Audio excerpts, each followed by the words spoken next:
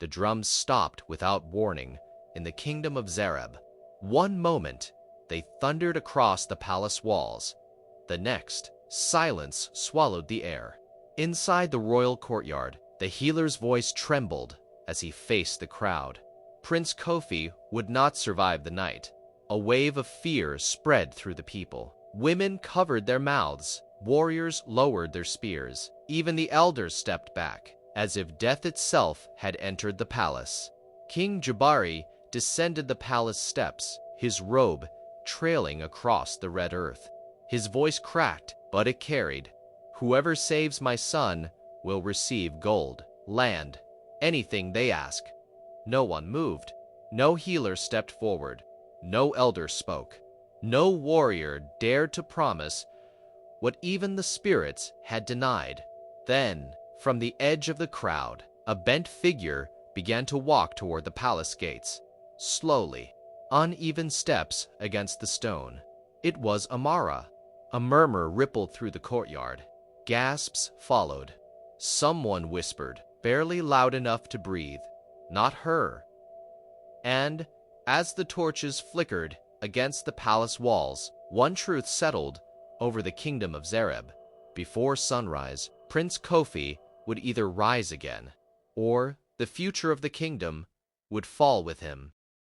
The Kingdom of Zareb stretched wide beneath the fading light, its red earth pathways worn smooth by generations of footsteps. At dusk, the drums usually echoed across the rooftops, carrying rhythm from one end of the kingdom to the other. Women Saturday outside their homes grinding grain in steady circles, their movements as constant as the setting sun. Warriors stood tall at the palace gates, spears in hand, symbols of strength and order. But on this night, the rhythm of Zareb felt broken. Inside the palace walls, thick incense smoke curled toward the ceiling beams. Elders knelt in a circle, their voices low as they murmured prayers meant to push back death itself. The air was heavy, not just with scent, but with fear. Queen Nala remained seated beside Prince Kofi's bed, her hands wrapped around his motionless fingers. Her eyes were swollen from weeping, yet she did not look away. Each breath her son took sounded borrowed. And beyond the palace walls, at the very edge of Zareb, lived Amara, her back curved sharply, her steps slow and uneven against the same red earth that carried everyone else with ease. Children laughed when she passed. Traders in the marketplace avoided her shadow. Conversations lowered when she approached. She returned each evening to a small hut she shared with her widowed mother, where silence often greeted her more kindly than people did. In a kingdom built on strength and pride, Amara had long been treated as something less. And now, as fear tightened its grip on Zareb, the girl no one wanted was walking toward the palace where hope was dying. Amara had learned early that the world measured worth with careless eyes. She did not hunger for gold. The promise King Jabari had shouted into the night did not stir greed within her. She did not dream of marriage proposals, or silk garments, or a place within palace walls. The Kingdom of Zareb had never offered her such dreams, and so she had shaped different ones. Amara wanted something quieter, to be greeted without hesitation, to walk through the marketplace without whispers following her steps, to be seen without pity tightening the faces that looked at her. She wanted the chance to prove that, though her back curved toward the earth, her spirit did not. There were days when children trailed behind her, mimicking her uneven walk, laughter ringing sharp against the red earth pathways. She would keep her gaze forward, each step steady despite the sting in her chest. There were mornings when a vendor, noticing her approach, suddenly claimed his goods were no longer for sale. His eyes would slide past her as though she were a shadow instead of a person. And on nights when the weight of those moments pressed too heavily, she would sit beside her mother inside their small hut at the edge of Zareb. Her mother would cup her face gently and say, "Amara, your body bends. but your heart stands tall." Those words became her shelter. So when fear swept through the kingdom and Prince Kofi lay fighting for breath, Amara did not step forward for reward. She stepped forward for something deeper, the hope that, just once, her worth would be measured by the strength within her rather than the shape of her back. Days before the sickness claimed Prince Kofi, an elderly traveler had entered the palace courtyard. Her hair streaked with silver, her back bent from years of toil. She carried only a small bundle. The prince had laughed at her, mocked the wrinkles on her face, the stoop of her shoulders. Guards had obeyed without question, forcing her from the gates with sharp words and harsher hands. But the people whispered that she was no ordinary woman. Some said she carried knowledge older than the palace itself. Others spoke of the spirits that followed her wherever she went. Now, in the grand hall of the palace, the royal diviner stepped forward before King Jabari. His voice was grave, measured, each word carrying weight. "The cure will not come from strength. It will come from the one this kingdom rejects." A hush fell over the room. Whispers spread like wind over dry grass. Heads turned, eyes darted nervously. Amara felt a stirring inside her, a pulse of something she had not felt in years.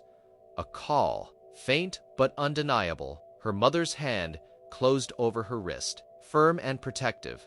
"Do not go near the palace," her mother warned, voice low. "If Prince Kofi dies, they will blame you." The words echoed in Amara's mind, over and over. When fear needs a target, it chooses the weakest. And in that moment, she knew the choice before her would not be easy, but it was hers alone to make. Night had settled over the kingdom of Zareb, thick and still, broken only by the flicker of torches along the palace walls. The drums beat slowly, even like the pulse of a wounded heart, and each echo seemed to press heavier on the courtyard below.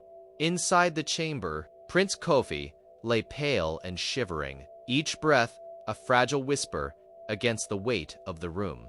Amara stepped forward alone, her bent back cutting a solitary path through the murmuring crowd.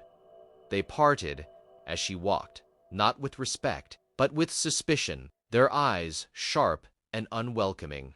The palace doors loomed ahead. Within, incense smoke swirled thick and sweet, curling along the beams of the ceiling. Queen Nala clutched her son's hand as if holding his very life together, while King Jabari paced silently, his robe brushing the floor, each step measured yet heavy with worry. Amara knelt beside Prince Kofi. She did not rush, did not speak. She listened, not to the sound of his chest rising and falling, but to the trembling words that fell from his lips, fragmented and broken. And then she understood. This was no curse of herbs, no spirit's wrath. The illness that gripped Prince Kofi was born from regret, deep, biting regret that had eaten at him from within. Her eyes lifted slowly toward King Jabari. Her voice was quiet, but it carried in the chamber. "Leave us alone." The king frowned mid-step, hesitation written across his face. Queen Nala's hand shifted, a small nod signaling agreement. The chamber emptied, silence falling behind them. The doors closed with a soft thud, leaving Amara alone with the prince. And for the first time since the sickness began, the air felt less heavy. Prince Kofi's voice was barely more than a rasp, each word trembling through the heavy air. I mocked her," he whispered. "I called her useless, laughed at her, and in that moment, I felt strong, powerful, invincible." Amara's eyes met his, steady and calm. Her voice was soft, carrying neither anger nor accusation. "The woman you insulted," she said, "she is my grandmother." The chamber fell silent. Even the incense seemed to pause in its curl toward the ceiling. She knelt a little closer, her tone unwavering. "This sickness," she said, "it is not herbs. not spirits. It is shame consuming you from within. It is the weight of the cruelty you thought was power. Prince Kofi's eyes widened, shame and fear warring in their depths. Amara did not threaten him. She did not demand punishment. She asked only, "Will you kneel before those you once despised? Will you protect the poor instead of mocking them?"